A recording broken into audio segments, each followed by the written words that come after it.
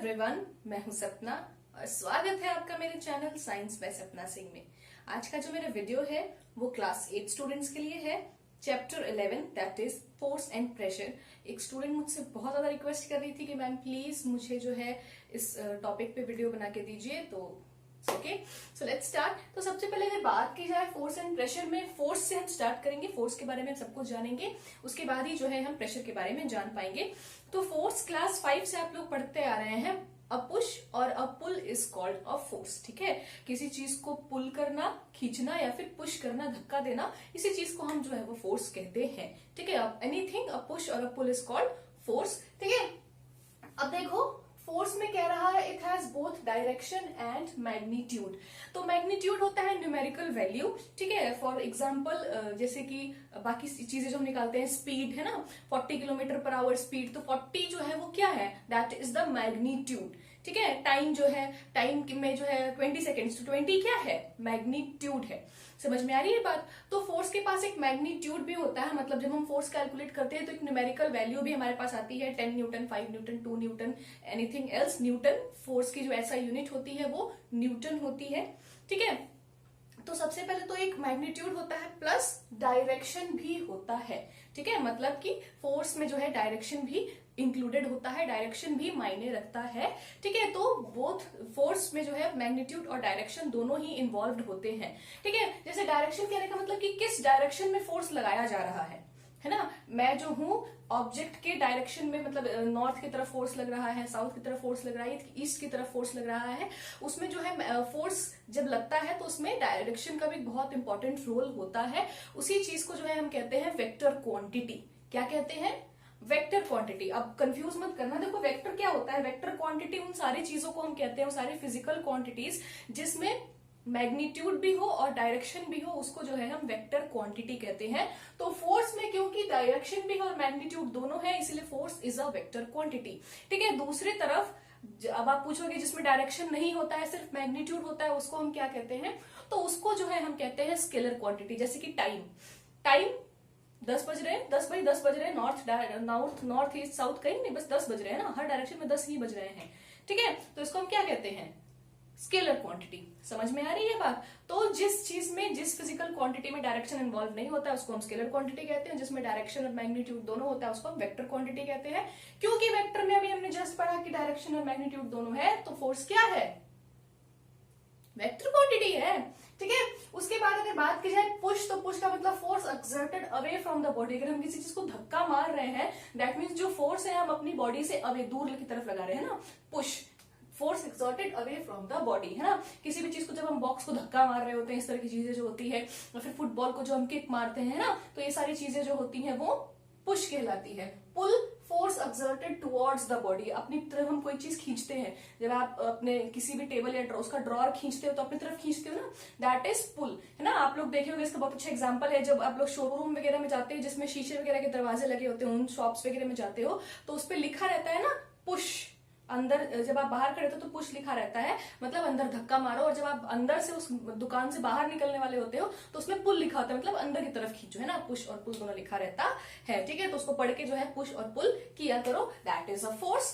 तो देखो अब नेट फोर्स, मेरा नेक्स्ट टॉपिक है, नेट फोर्स क्या होता है। तो देखो नेट फोर्स क्या होता है, जैसे कि मैं बताती हूँ आपको। अब हम फोर्स लगाते हैं, मान लो कि फोर्स को हम बहुत डिफरेंट डिफरेंट चीजों के लिए यूज करते हैं, है ना। फोर्स जो है 5 चीजें कर सकता है ना। तो नंबर 1 चीज क्या कर सकता है, force can change state of the body, force can make a rest object in rest in a moving motion. ठीक है, मतलब कि अगर कोई ऑब्जेक्ट है वो रेस्ट पे ऐसे है ना, अब ये पेन ऐसे पड़ा हुआ है ना, ऐसे पड़ा हुआ, मैंने इसको धक्का दिया, अभी डुगुरने लगा, मोशन में आ गया।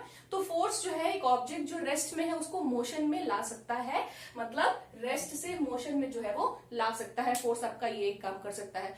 Force can make a moving object to rest, है ना।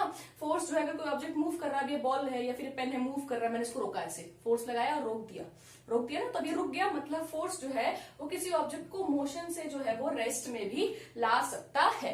उसके बाद तीसरी चीज कह रहा है, force can change the speed of an object, है ना। अब कोई चीज है, धीरे धीरे डुगुर के आपके पास आ रही है, फुटबॉल आई, धीरे धीरे गोल गोल घूम घूम के मटक मटक के आपके पास फुटबॉल आई, और आपने मारा उसे जोर से लात, है ना, किक दिया आपने, फोर्स लगाया उसे, और वो जो फुटबॉल है वो एकदम स्पीड पकड़ ली उसने। तो आपने क्या किया, आपने जो है वो ऑब्जेक्ट की स्पीड को चेंज कर दिया, बढ़ा दिया। घटा भी सकते हो, कोई बॉल बहुत स्पीड में आती है ना, हम उसे हल्का सा बीच में ऐसे रोक देते हैं तो क्या हो जाता है, उसकी स्पीड कम हो जाती है। तो आप जो है तीसरा नंबर आप क्या कर सकते हैं, आप स्पीड को जो है वो बढ़ा भी सकते हो और घटा भी सकते हो। उसके बाद क्या रहा है, a force can change direction of an object. किसी ऑब्जेक्ट का जो है फोर्स डायरेक्शन भी चेंज कर सकता है। कर सकता है ना, कैसे, बड़ा अच्छा एग्जांपल देती हूँ। अब जो क्रिकेट का मैच हो रहा है, बॉलर ने बॉल उधर से मारी तो बॉल अभी उधर से इधर आ रही है, बैट्समैन ने फोर्स लगाया, बैट से मारा, 6, यस है ना। और अब जो है बॉल इधर से उधर डायरेक्शन में चली गई, पहले इधर से इस डायरेक्शन में आ रही थी बॉल इज एन ऑब्जेक्ट, और अब इधर से इस डायरेक्शन में जा रही है।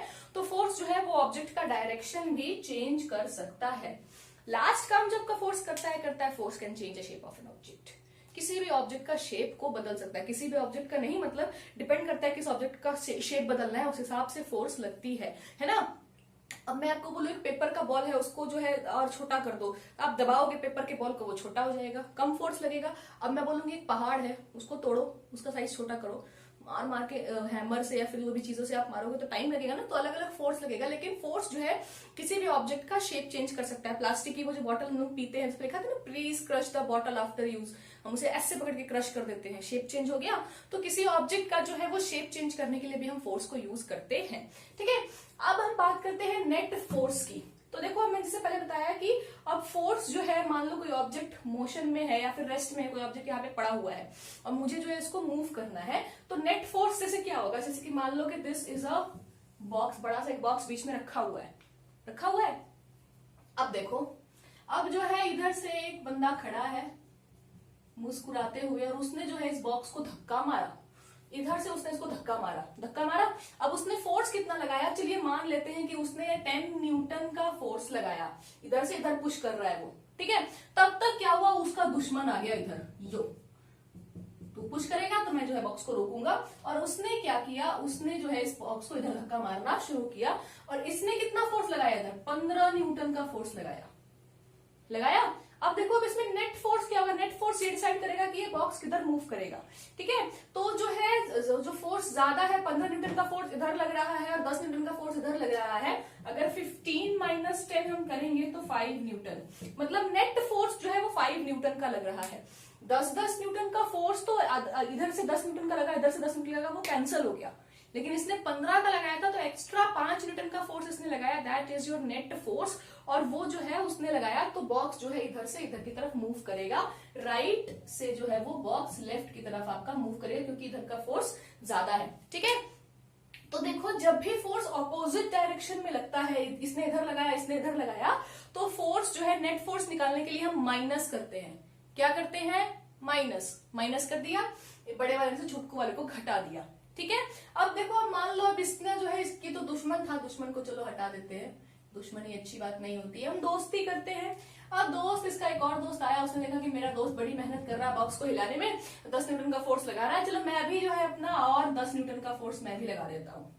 इसने भी 10 न्यूटन का फोर्स लगा लिया। अब बॉक्स किधर मूव करेगा, इधर, क्योंकि इधर तो कोई रोकने वाला है नहीं, इधर जो कोई रोकने वाला नहीं, तो इधर बॉक्स पुश करेगा। अब इसमें नेट फोर्स क्या होगा, क्योंकि इन दोनों का फोर्स सेम डायरेक्शन में लग रहा है, तो दोनों के फोर्स को जोड़ दो, 10 + 10, 20 न्यूटन के फोर्स से जो इस बॉक्स को इन्होंने लेफ्ट टू राइट मूव कर लिया। तो this is your net force. इसी को हम क्या कहते हैं, नेट फोर्स कहते हैं। इसका मैंने लिखा है, force is a vector quantity, क्योंकि इसमें डायरेक्शन भी इन्वॉल्व होता है और मैग्नीट्यूड तो होता ही होता है, उसी को हम वेक्टर क्वांटिटी कहते हैं। हम टाइप्स ऑफ फोर्सेस के बारे में पढ़ लें। मैं आपको एक बस यहाँ पे मैंने चार्ट दिया है, किस किस टाइप के फोर्स के बारे में इस चैप्टर में जानेंगे। टाइप्स ऑफ फोर्सेस जो है मैं अपने नेक्स्ट वीडियो में पढ़ाऊंगी, और थ्रस्ट एंड प्रेशर भी जो है मैं नेक्स्ट वीडियो में ही बताऊंगी। ठीक है, तो जरा देखते हैं। सबसे पहला जो होता है, एक होता है कॉन्टैक्ट फोर्स और एक होता है नॉन कॉन्टैक्ट फोर्स। तो कॉन्टैक्ट फोर्स होता है जो दो ऑब्जेक्ट्स के बीच में फोर्स काम कर रही है। हमेशा याद रखिएगा, फोर्स जो है कि दो ऑब्जेक्ट्स के बीच में काम करती है। ठीक है, अकेला एक सिंगल ऑब्जेक्ट किस पे फोर्स लगाएगा, कुछ से चाहिए ताकत लगाने के लिए, हवा में ताकत लगाओगे, हवा में नहीं घुसते हम। तो कॉन्टैक्ट फोर्स होता है कि दो ऑब्जेक्ट्स के बीच में जब कॉन्टैक्ट हो। ठीक है, अब जैसे कि मुझे आपको थप्पड़ मारना है, तो मैं हवा में थप्पड़ मारूंगी, आपको चोट लगेगी, नहीं लगेगी। है ना।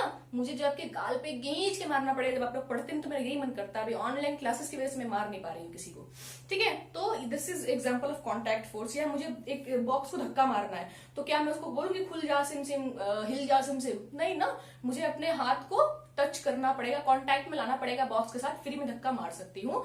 तो ऐसे फोर्स जिसमें दो ऑब्जेक्ट्स का आपस में बॉडी का कांटेक्ट होना, सरफेस का टच होना जरूरी है, ऐसे फोर्सेस को हम कहते हैं कांटेक्ट फोर्स। जैसे मस्कुलर फोर्स, मसल्स के साथ जो हम काम करते हैं ना, कुछ खींचना है, धक्का मारना है, तोड़ना है, फोड़ना है, कुछ भी करना है, तो उसके लिए हम अपने मसल्स का यूज करते हैं, तो हमको उसको चीज को छूना पड़ता है, कांटेक्ट में लाना पड़ता है, उसी को हम कहते हैं कांटेक्ट फोर्स। एक होता है फ्रिक्शनल फोर्स, ठीक है, इसके बारे में थोड़ा सा हम डिटेल में पढ़ेंगे। इतना जानो कि जो सरफेस होता है और एक उस पे जो मूविंग ऑब्जेक्ट होता है, सरफेस और ऑब्जेक्ट के बीच में जो फोर्स लगता है, ठीक है, उसी को हम कहते हैं फ्रिक्शनल फोर्स। तो इसमें भी कांटेक्ट का होना जरूरी होता है, ठीक है। नॉन कॉन्टैक्ट फोर्स में आता है इलेक्ट्रोस्टैटिक फोर्स, जो इलेक्ट्रिसिटी वाला फोर्स होता है वो। मैग्नेटिक फोर्स, देखिए ना, मैग्नेट दूर दूर होते हैं, अट्रैक्ट कर लेते हैं दूर से ही, हवा में मैग्नेट चल जाता है ना। या फिर ग्रेविटेशनल फोर्स, अब देखो मैं ये पेन यहाँ पे है ना, अब इसने धरती को तो छुआ नहीं हुआ है, लेकिन मैं इसको छोड़ूंगी तो धरती ने इसको अपनी तरफ खींच लिया, फोर्स बिना छुए बिना कॉन्टैक्ट के खींच लिया। This is called your gravitational force. और इसी को ये आता है नॉन कॉन्टैक्ट फोर्स में। मतलब ऐसा फोर्स जिसमें दो ऑब्जेक्ट्स का आपस में कॉन्टैक्ट नहीं होता है, सरफेस जो है टच नहीं होता है, फिर भी वो फोर्स काम करता है, वैसे फोर्सेस को हम कहते हैं नॉन कॉन्टैक्ट फोर्स। इसके अलावा एक और आता है आपका न्यूक्लियर फोर्स, इसको हम अलग से पढ़ेंगे। तो ये था आपका टाइप्स ऑफ फोर्सेस, इन सबको मैं पढ़ाऊंगी, डोंट वरी, एक अलग से वीडियो बनाऊंगी टाइप्स ऑफ फोर्सेस पे, इसमें सारे टाइप्स ऑफ फोर्सेस बताऊंगी। उसके बाद थ्रस्ट एंड प्रेशर की बात करेंगे। प्रेशर का वैसे मतलब होता है दबाव, ठीक है। Force upon area is known as pressure. किसी पर्टिकुलर एरिया में कितना फोर्स लग रहा है, इसी को हम प्रेशर कहते हैं। इसके बारे में हम डिटेल में जानेंगे अगले वीडियो में। अगर आपको ये वीडियो पसंद आया तो प्लीज लाइक कीजिए, सब्सक्राइब कीजिए मेरे चैनल को और शेयर कीजिए अपने सारे क्लासमेट्स के साथ। Thank you and have a nice day.